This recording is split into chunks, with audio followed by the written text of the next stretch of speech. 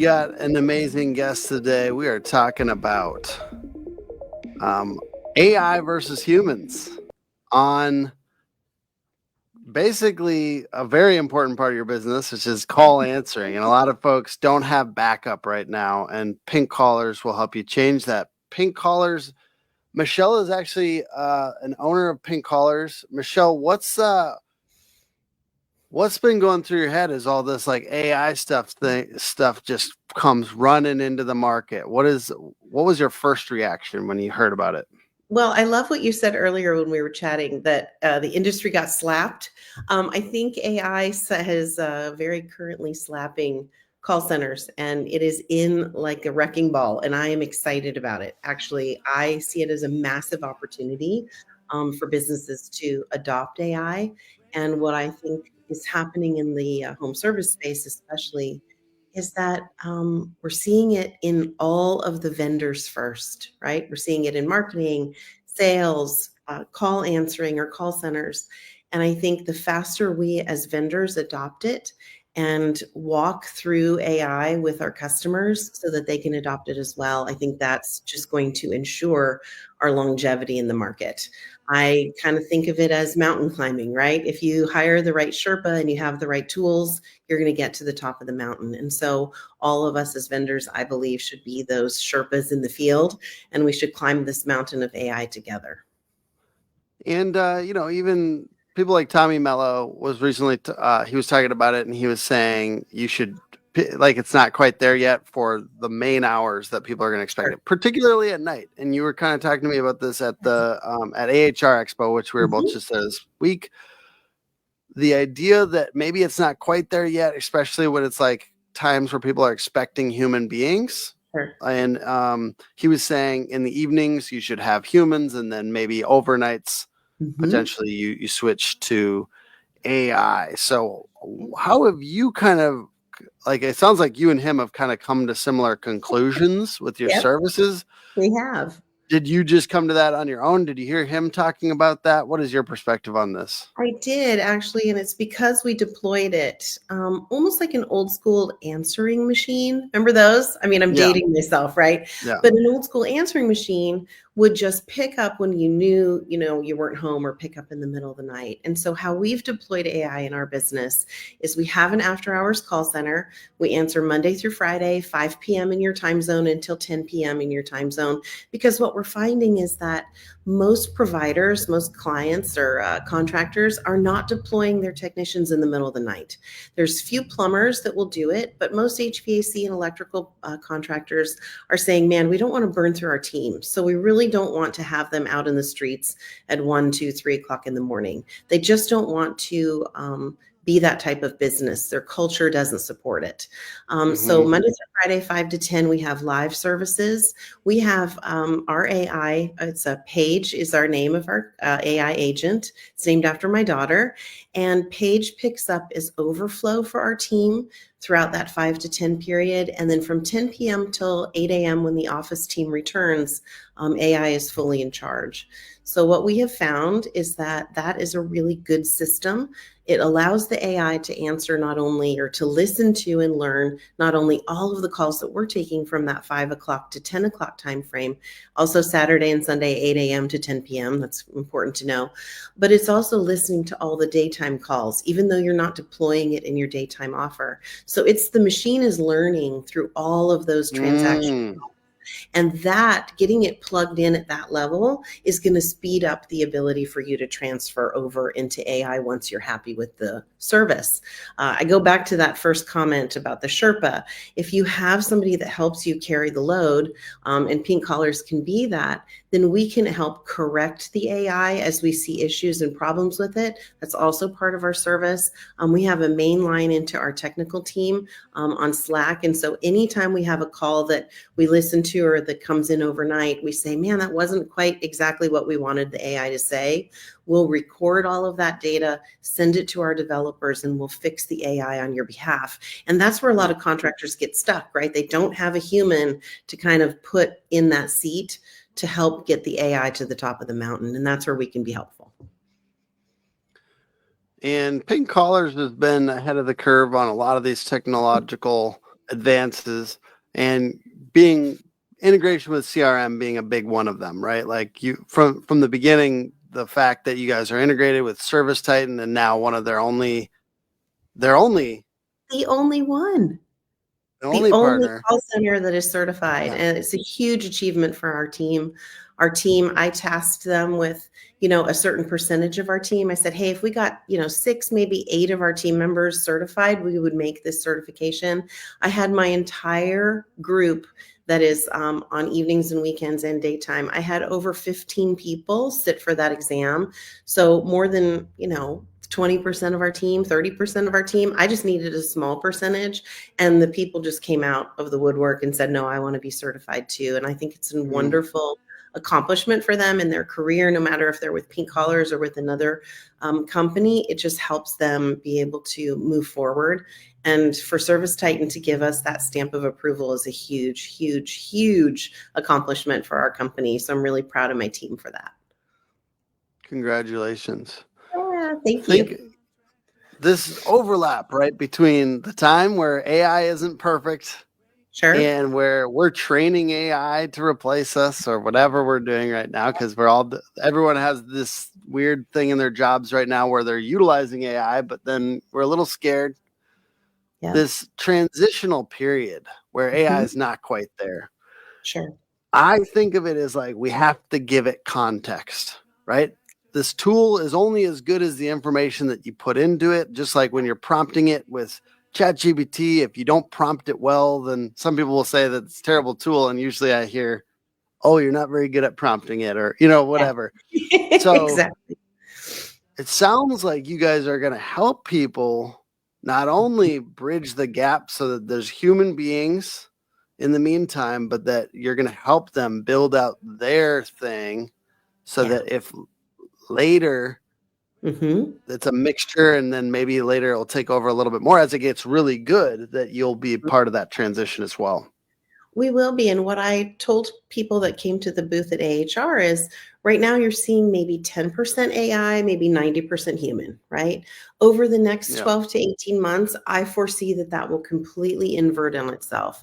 And it'll be 80 to 90% AI, 10 to 20% human. And so what humans do you want in the seat? You want humans that can do escalation calls. You want humans that can handle complexity on a call. You want humans that can actually deliver that active listening and that cultural reflection back to that US based individual who is your customer. And so you really will rely on those people that have walked the walk with you to be able to be that source. And the good part about that is that the contractor relationship and the vendor relationship will be super collaborative in this sharing of the technology, right? So I'll be able to go back to the contractor and say, hey, I'm really needing far less human time on your account. How about if I save you some money here and we deploy the AI a little bit further into the shift? And they're going to be happy about that.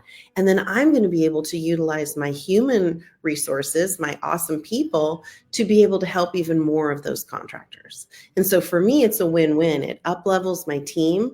It can save the contractor money, and we can all get to the top of the mountain together. So I foresee that entire ecosystem of vendors being able to transfer the information through to the end of this AI adoption.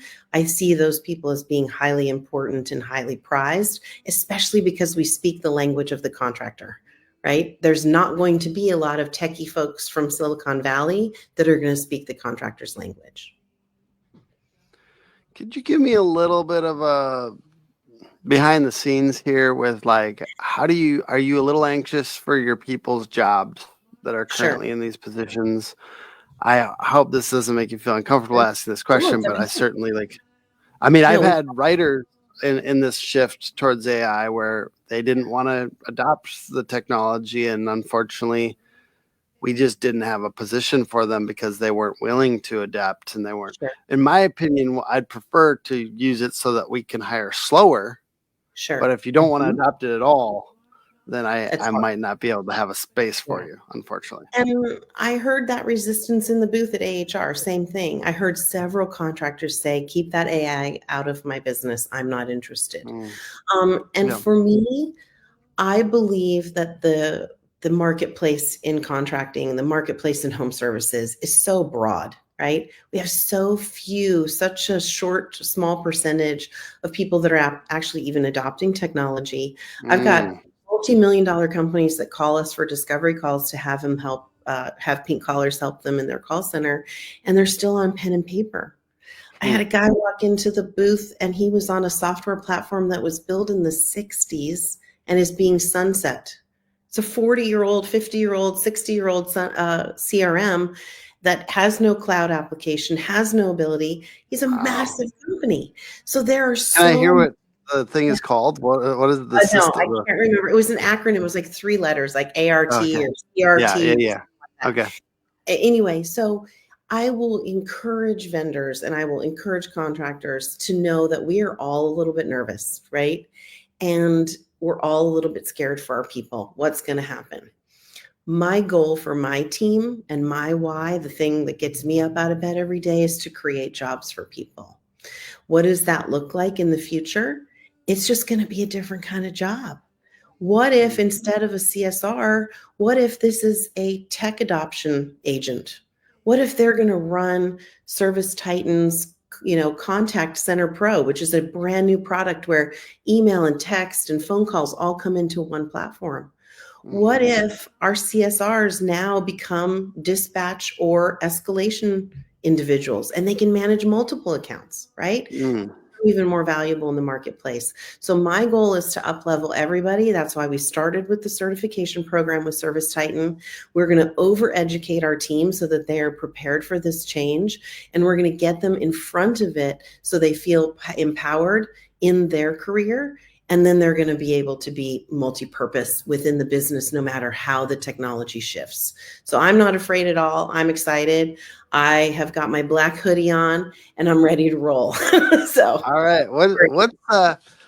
What is AI good at so far? Like what were you surprised by as you were kind of like, I'm guessing there had to be a moment where you were like listening into some of them and you're like at the beginning, those couple years ago we all listened to it and we're like, "Oh, this is bad." And bad then like in the last year or so, there was like a maybe shift. we've heard a few more and we're like, "Oh, that's not as bad as it once was." Like what was what have you seen it started to get better at? Well, it's getting better and it's far outpacing what I'm seeing, at least in the transactionary call. And that's why that nights and weekends, bringing it in there is really a nice place. The nuances of daytime and the back and forth with the customer or the homeowner and the CSR can be a little bit more shaded in differentiation, right? There could be technician issues, there could be timing problems, there could be how do you access the unit problems, a gate code, a little bit more complexity with those Mhm, daytime calls. At nighttime, if people are calling, in general, they just need service. I would say 80% of them are having some sort of an issue or an emergency. mhm, And it's really good at those transactionary calls, right? mhm, Hi, my name is X. I live at Y and I need Z. And that's where AI really shines. And so those simple, get a technician to me, emergency calls are really, really well suited for AI, because the customer isn't there to tell a long story and isn't there to really connect and chat and have it be a really in deep in conversation. And so they really just need service quickly. And for that, AI is very well suited. What is something that you feel is currently a human strength that AI is having a hard time duplicating? I know you kind of mentioned a few things there, but just a A human, note. Yeah. a human strength is building that connection, right? AI is not going to connect. AI is not going to remember things. AI is not going to be from that area or be able to comment on the weather or be able to comment on a recent action or activity that's happened in your service area. So connection is what AI doesn't quite have, but I don't think it'll be far off before that occurs as well. What we're Mm, also finding is that consumers want to choose whether or not they talk to AI or not. So some of our friends in the business that have deployed AI fully at the daytime as well give the consumer the choice. So you call ABC, HVAC company, and the auto attendant says, "Hey, thanks so much for calling ABC. Our team is currently on the line helping other valued customers. You can wait for up to 3 to 5 minutes for our in-house team, or you can go directly to our agent who can help you immediately." And giving the consumer that choice often lets them not have such sharp edges about the AI and about the technology. And they feel like, okay, I'm jumping the line. I feel a little bit more important and I can get my transaction started while all these other people are being taken care of and I don't have to sit here and hold. So that illusion of choice is also very important as you deploy AI.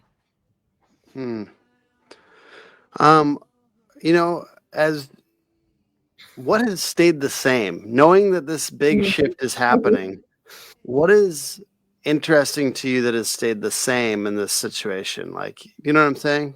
Yeah. Well, I find that the same concerns are true with AI as they were with remote work. I was one of the very first companies that did remote workers and an entire remote staff. I started a remote team company in 2013.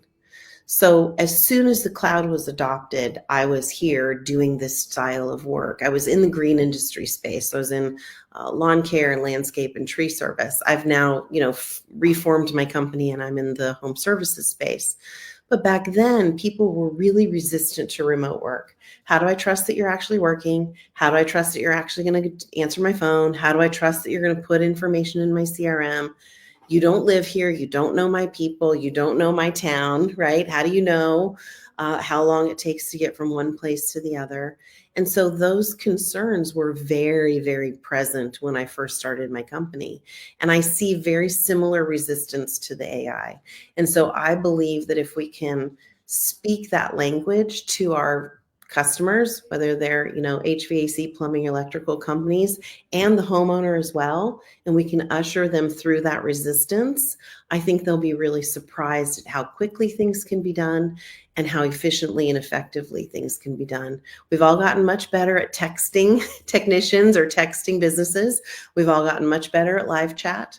And those tools have helped us be able to communicate in different ways as a consumer. And I know I do that. If I can't text a business or get on their website and schedule my own appointment, I probably won't do business with them just because my time is so valuable. And I think a lot of consumers feel that way. So even though the resistance is big and people are a little bit nervous, I believe that it won't be very long that everybody adopts this technology in some form or fashion in their life. As a company who checks leads on people's call-ins and we're kind of an accountability, a little bit of accountability, right? Love It's it. just crazy how much of this is done poorly, basically. Yeah. And that's why I keep on hammering this topic and why I want people to have great phone answering systems Yeah. and why I just like I'm a champion for people like you guys. So if there's anyone who's on the fence about it, you're probably wasting money with just hammering marketing if you're not Yeah. doing call answering well.